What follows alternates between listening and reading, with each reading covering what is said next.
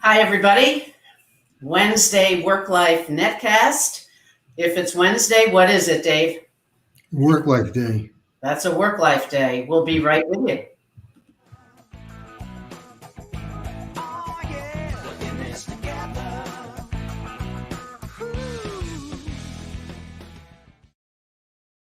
And we are certainly in this together, and we're here to help you with each week, giving you a different topic to kind of look at the work-life world that we're all in.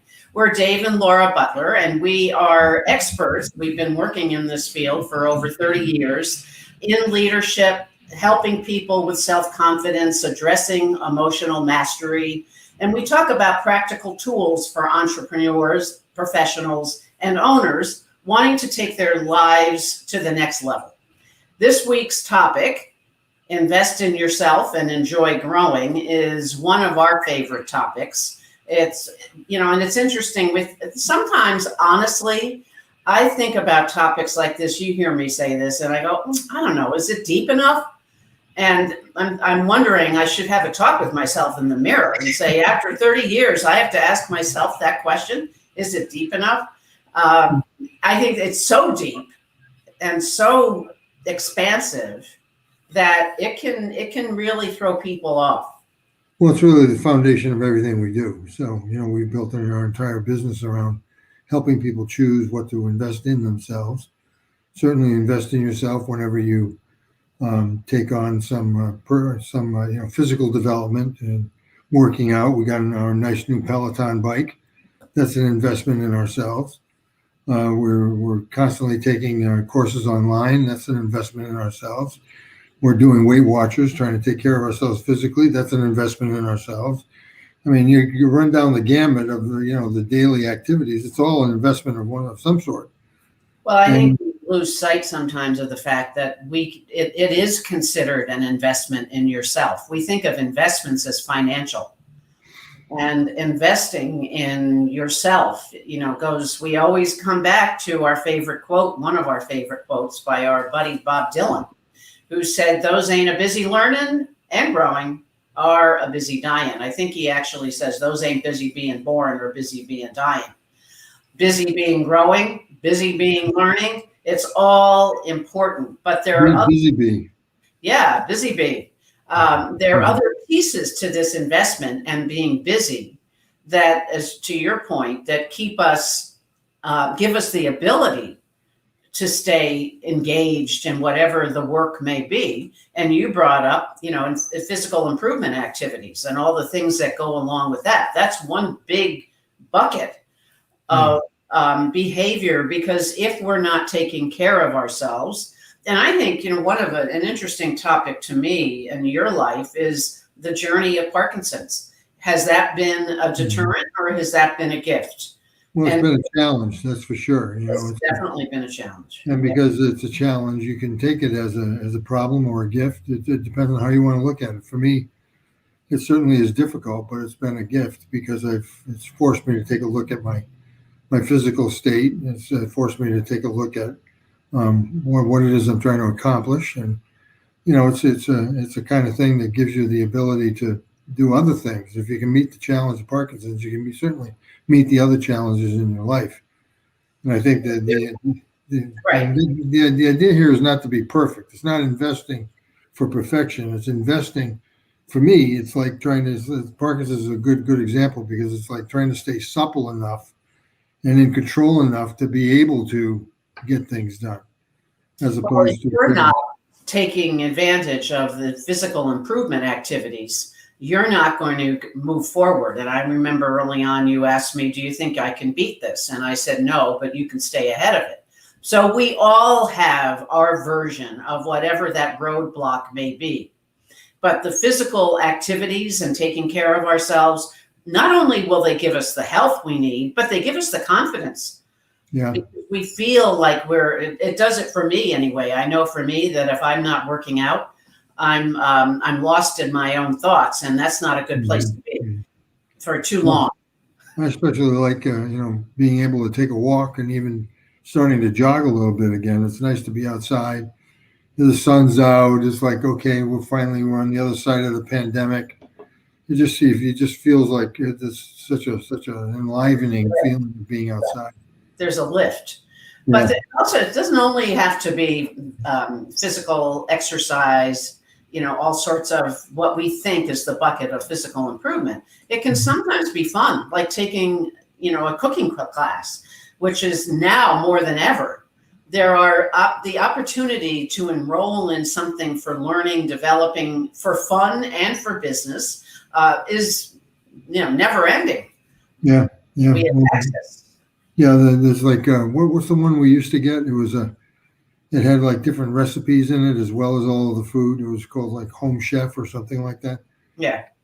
Yeah. I Remember. Yeah, there's so many of them. So many things you can get now. It just shows up and there it is. You know everything you need to go. You don't have to even go shopping. You got the recipe and everything else you can move with. Mm-hmm. That's Yes. always good. I think taking time to step back and reflect on, what is it that you want to do? And then our favorite of all, because this is what we do, hiring a personal coach to help you. When I think about what we do with our clients, I think there are a couple of ways I view it. And one is, as you've mentioned before, we provide the mirror. We don't tell people what to do. Behind me. Yeah, there's a mirror. We don't tell people what to do. Although I think some people think that's what coaching is. Mm-hmm. Coaching is aligning you with what you want. Well, I like to say it's listening them into their own solution. Yeah. If I listen hard enough and I ask the right questions, I'll help you figure out what it is you're trying to do. Yeah, and I think the people, and also it's a kind of a view of taking a look at the type of person you want to work with. I and you with me, we sat in on talking about development. We sat in on a Seth Godin workshop this morning. It was past 2 mornings, and he was waxing eloquent about the topics that are so interesting that he can expand on, so easily. And one of the things he said, which I thought was really interesting, is you take a look at the people you want to be around. And it also is for yourself to kind of put yourself in one of these 3 buckets. And what do you admire? What do they have as gifts and talents? What do they have as skills? And what do they have as attributes? And I think what we put as attributes would be passion. Mm-hmm. Because we always say, give me anybody in terms of hiring for a role or people that we would recommend that somebody else hire. Give me somebody that's got passion or the attributes required versus the skill, if there's a comparison between the two, because I think the ability of somebody to love what they do and find the skills is much more important than having the skills and not loving it. Yeah. Oh yeah, definitely. Because, loving it, you'll go get the skills. Yeah. Yeah. Unfortunately, we have a kind of an app for that. We have, that's what we do with the Berkman tool is help people identify what their passion. Even look at this week, we're both taking advanced Berkman training because we're interested in what the new products are that they have and the new ideas that we can use. Yep. And the other piece, which is in this blog post that's going out tomorrow about investing in yourself, it's a very short piece, but I think it's, to the point we said earlier, it's very impactful, is to make time for yourself.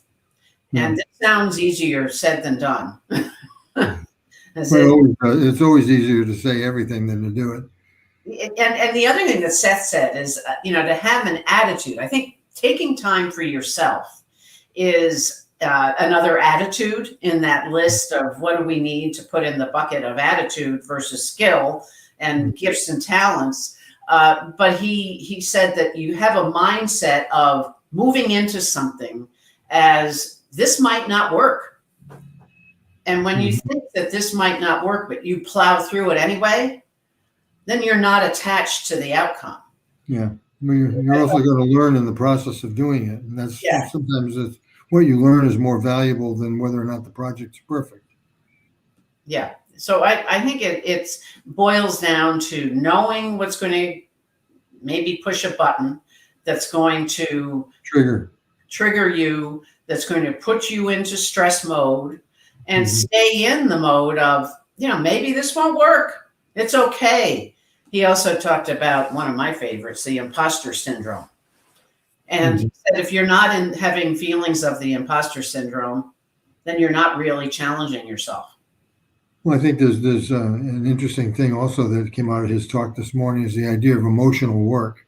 Yeah. We talk about career and talent. That's something you can invest in. You talk about physical ability. That's something you can invest in. But there's a third area to called emotion. Our emotional life.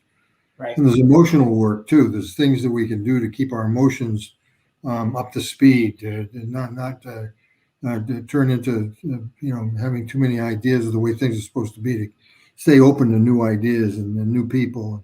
Right. Work and learn, and be able to examine what it is you're feeling. He called it emotional labor.